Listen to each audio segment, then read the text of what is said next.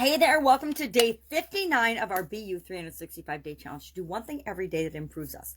Today is day 59. It is our last day of the segment about emotional well-being or emotional health and wellness. And so today we're going to talk about emotional continuous improvement. How do we take some of the things we've learned and move forward with them? How do we continually improve? What could we do? And that's our action item today is ask yourself and share in the comments below, what is one thing that you can commit to doing moving forward to positively enhance your own emotional well-being? Now, emotional intelligence, there's lots of components of it, right? There's self-awareness is the number one thing. What am I feeling? What's going on around me? Self-management, being able to choose how we're going to respond and react in different emotional situations, not just react, right? Choose how we're going to respond. Social awareness, knowing what's going on around us and how we fit into that, as well as relationship management. How do we manage the relationships that we're involved in? Because every relationship has huge emotional implications and interactions.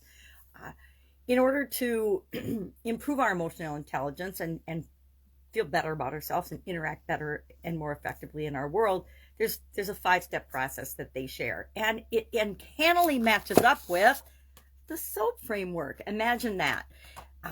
The steps that I found, and I believe we talked about it under emotional intelligence, are identify the ideal self. Identify exactly how you want to be, what your goal is, your ideal self. Then identify where you are right now. Sounds a lot like the S in our SOAP framework, right? The story. What is the story I'm telling myself right now about a current emotion or about an emotion or about an event or something that's going on that I'm emotional about?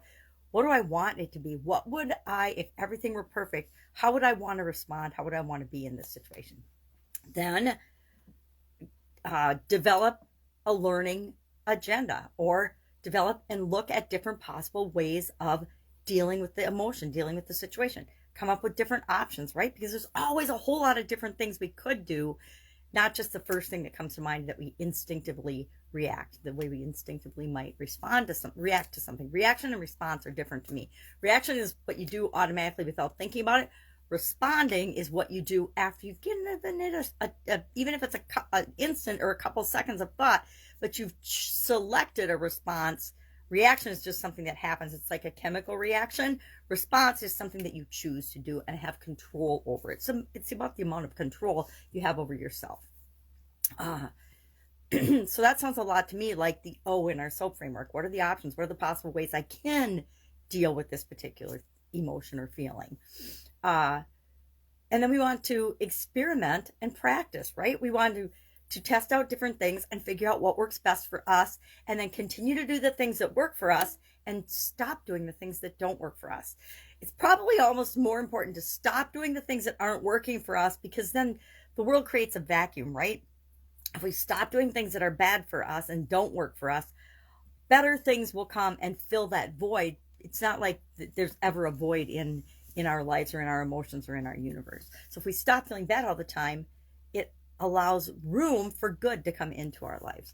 And finally, helping relationships, meaning tap into and be a help, but also tap into people that can help you and you can learn from in terms of improving and moving forward. So finding out, how are you doing? Are you according to other people, does it seem like you're emotionally growing and continuing to improve?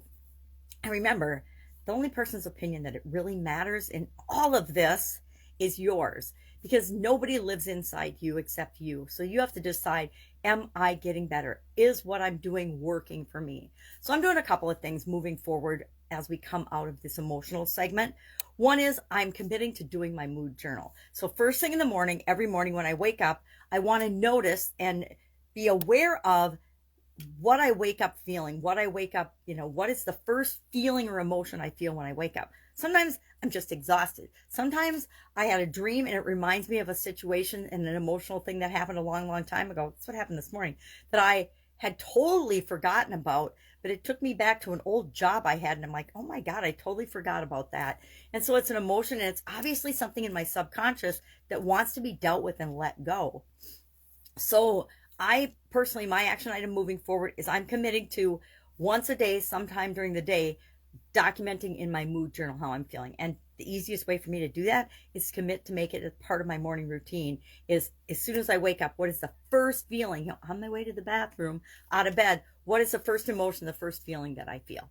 And I'm just going to watch that for a few weeks and see what I learn about myself by doing that. And maybe I'll decide then to turn it to, okay, before I go to bed every night, what is the feeling that I feel? Or maybe I'll do both. But I'm committing to do that so that I don't lose track of the progress that I've personally been making as we've gone through and focused on our emotional well-being.